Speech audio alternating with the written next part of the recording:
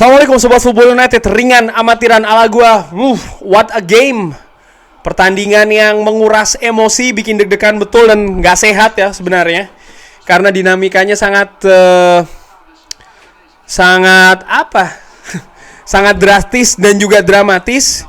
Manchester United akhirnya bisa melangkah ke final Piala FA. Ini merupakan hasil yang sama seperti tahun lalu, berarti 2 musim secara berurutan Manchester United berhasil ke final Piala FA di 2 musim pertama dari Erik ten Hag bersama dengan Manchester United, dan kebetulan dua-duanya akan Manchester Derby karena akan menghadapi Manchester City.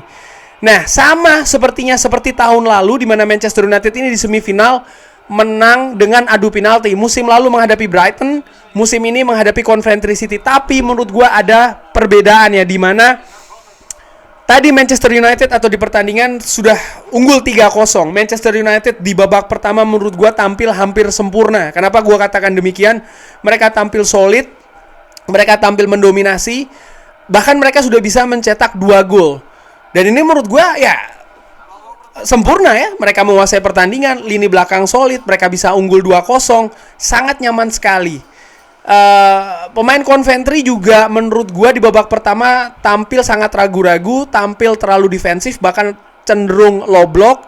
Lalu juga bagaimana pemain dari Coventry ini ya konsentrasi mereka, bagaimana mereka tidak sebenarnya kebobolan ataupun juga kebobolan banyak. Jadi mereka sangat bermain bertahan menurut gua dengan sesekali melakukan serangan balik yang nyaris selalu bisa diamankan oleh para pemain Manchester United. Di babak kedua Manchester United juga memulai dengan baik, bagaimana Bruno Fernandes ya berhasil membuat situasi menjadi 3-0, dan dengan situasi 3-0 ini sebenarnya sekali lagi seperti yang gue katakan, ini sangat nyaman sekali bagi Manchester United. Tapi di live commentary gue katakan yang gue khawatirkan adalah penurunan karakter gaya permainan dari Manchester United, di mana di situ gue perkirakan kalau Coventry pasti akan bermain lebih terbuka, mereka akan tampil lebih menyerang, mereka akan tampil lebih agresif karena mereka butuh untuk mengejar ketertinggalan ya kan, karena mereka sudah tertinggal 3-0. Ada perubahan strategi yang dilakukan oleh Coventry, mereka tampil lebih bernyali, lebih berani, terutama dalam memenangkan duel di lini tengah. Pemain Manchester United sebaliknya seperti kayak kehilangan arah setelah mereka unggul 3-0, mereka sering terlalu terburu-buru. Build up serangan di babak pertama, ketika pemain Manchester United tidak pasti, bola itu dialirkan ke belakang sehingga pemain yang di belakang ya ataupun bahkan penjaga gawang ini bisa melihat pemain di depannya.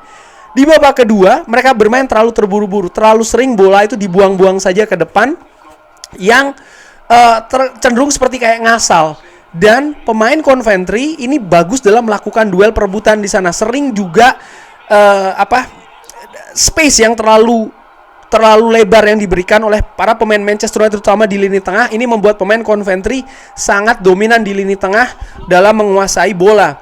Dan ya, gol pertama dari Coventry 3-1 itu ada situasi menurut gua di mana pemain Manchester United lini belakang terutama kendor. Bagaimana Harry Maguire out of position. Tidak ada yang mengawal pemain dari Coventry yang mencetak gol pada saat itu. Pemain lain hanya terpaku melihat bola ya tanpa memperhatikan pergerakan pemain dari Coventry. Sangat nyaman sekali 3-1, dan yang dikhawatirkan ketika mereka mampu mencetak 1 gol dan dengan waktu yang masih cukup panjang, yaitu adalah rasa percaya diri yang meningkat. Mereka tampil lebih agresif, determinasi mereka lebih tinggi. Lalu akhirnya mereka bisa mencetak gol kedua di mana ada space ya yang cukup lebar di pemain Coventry City ketika sebelum melakukan shoot ke arah gawang Andre Onana, ada deflected dan arah bola berbelok menghujam gawang dari Andre Onana. 3-2. Pemain Coventry lebih percaya diri lagi, sementara pemain Manchester United lebih kacau menurut gue. Dan ya, akhirnya mereka mendapatkan hadiahnya dengan usaha yang tidak kenal lelah.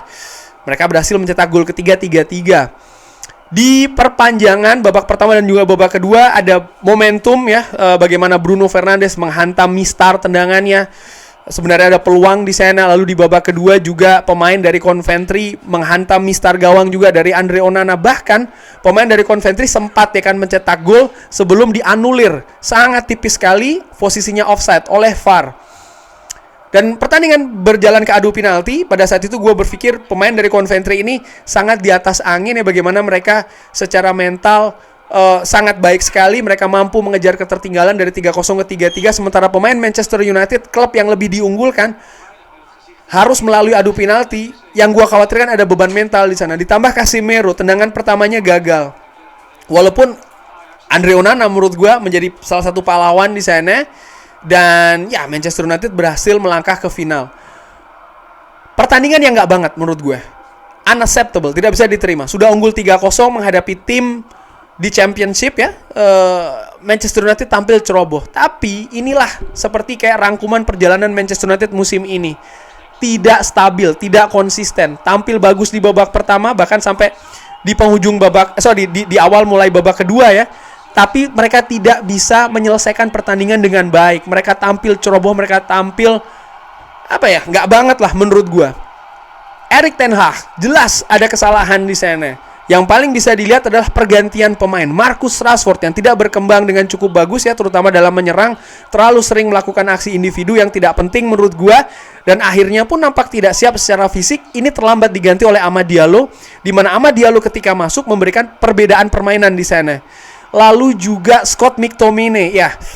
Scott McTominay akhirnya sampai kram juga karena, tapi gue menilai bagaimana Kobbie Mainoo yang digantikan oleh Christian Eriksen ini juga mungkin terlambat, atau bahkan pemilihan Kobbie Mainoo dimainkan duluan ini bisa menjadi faktor pembeda. Misalnya seperti kayak Christian Eriksen yang diturunkan dulu.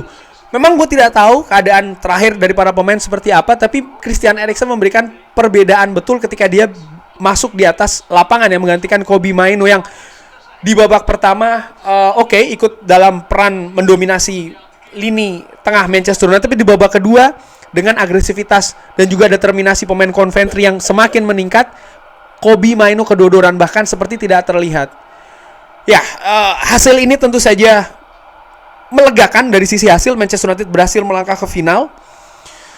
Apakah hasil di final nanti akan sama seperti tahun lalu atau bahkan lebih buruk atau bahkan akan ada kejutan?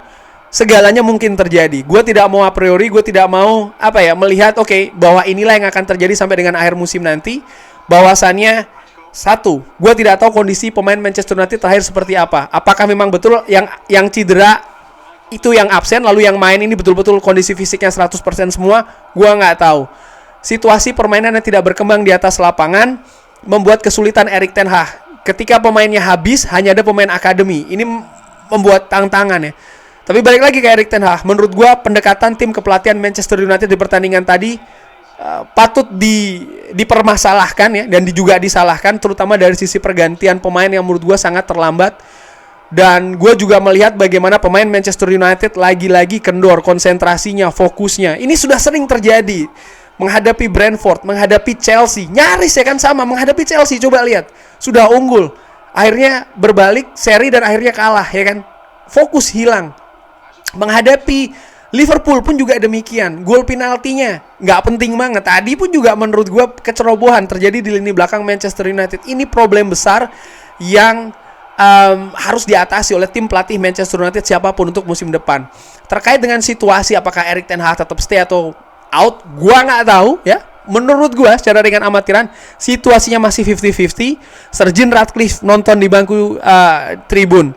Lalu juga Jason Wilcox ada di sana dan petinggi-petinggi Manchester United, bahkan Glazer pun ada di sana. Tentu saja mereka juga punya penilaian. Tapi yang jelas menurut gua akan ada asesmen besar, akan ada evaluasi ya terkait dengan penampilan Manchester United. Kita lihat akan seperti apa, tapi yang jelas balik lagi secara permainan ada degradasi, tapi secara hasil tentu saja ini melegakan karena akhirnya Manchester United berhasil ke final Piala FA. Dan dengan melangkahnya Manchester United ke final Piala FA ini sesuatu yang gua nggak tahu ya apakah pernah terjadi setelah Alex Ferguson pensiun. Manchester United 2 musim berturut-turut berada di final kompetisi tertua di Inggris atau bahkan di Eropa bahkan ya, FA Cup. Kurang lebih demikian. Seperti biasa, bagaimana menurut Sobat Football United? Drop di kolom komentar ya, berbeda nggak masalah, asal sopan.